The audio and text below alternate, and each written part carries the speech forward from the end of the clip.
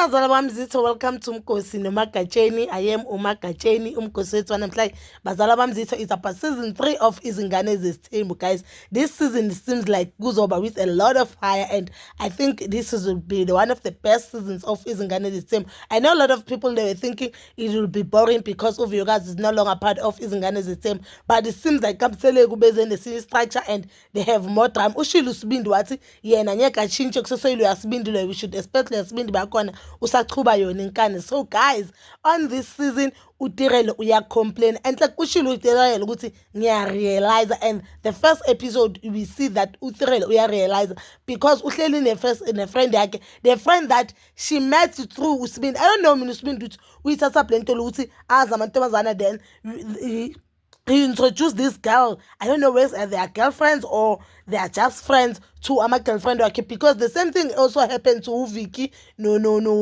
Uviokazi knew Uviki through uSibindi, but asikho lapho bazala mzitho. uTirelo uya realize ukuthi uSibindi is not the man that he thought she thought he is, guys. One, remember, mina understand uTirelo because money too, guys. When and umncane just feel as if lo mdala une drama. Wena uyiboni le pain ezwa lo mdala, ngithi vele wena ungene lo mdala khona. It's like dating a made man. Umfazi makakhala ufila ngathi umfazi une drama, angithi wena but mama sebakuchithela nawe kuba buhlungu. So uTirelo uya realize ukuthi uSibindi akakwazi ukukhuluma, which is into ebalekile. I think uTirelo ubona into ebalekile. uSibindi akwazi ukukhuluma. Uthi uSibindi has introduced another girl, and the girl is 19 years old, same age naye. So uthi uSibindi has introduced another girl kuye, umtshela you know what, senginenye girlfriend, and it seems like uSibindi that girlfriend ufuna ukuyishada. You know, mina last season uTirelo seemed to understand, and ushilo that time I'm a fight. If you remember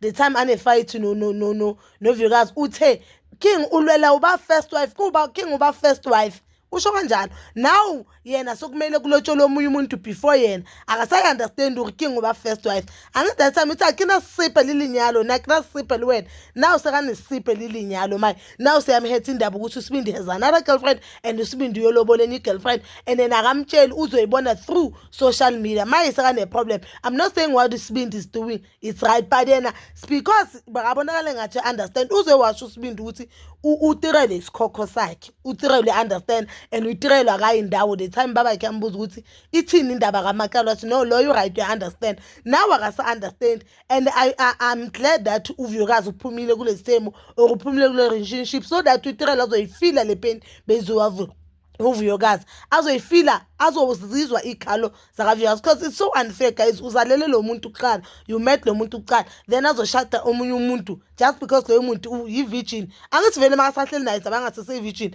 so yinto ezomenza ukuthi yena yinto emenza ukuthi azathi no, I don't believe ukuthi ungaze uthathe unkosikazi zokucaca through virgin. But uTirelo has showed uSibindi ukuthi usesayidini lakhe. uTirelo has been esayidini lakaSibindi. uTirelo ama-followers amaningi awamfuni, abantu abaningi on social media bamfuni just because usesayidini lakaSibindi, but uSibindi akuboni lokho. But you know, we all know that uSibindi ufuza umama yakhe. Ngithi sorry, why ngithi ufuza umama yakhe? Ufuza ubaba yakhe, which is uMusamsela. uMusamsela kunaye eMakhumalo usesayidini lakhe, but wagcina amjikela. So uTirelo uyakhala, guys, and there's a lady that abayivezayo lapha makuqala Izingane Zesithembu. So that lady, guys, i-girlfriend which will gonna be the first wife yakaMpumelelo Mseleko. Hey guys, kunzima kuthando nesithembu, but mina my advice to uTirelo, wena nje hlala uhile, usahleli naye umfana, hlala uhile ube umuntu nama diaries, bari King Revenge Diaries.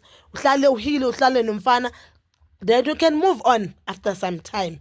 Maso right, focus on making money and focus on going to school and building your future. You understand? Because education is very important, guys, and making your own money as a woman is very important. If more especially if you are dating someone ofana nesibindi, because monganamali uzocindezela kakhulu. But bazalwane mzitho, please do comment down below your thoughts, and please don't forget to like, subscribe, share, and hit that notification button. Nginithanda ukuya nokubuya.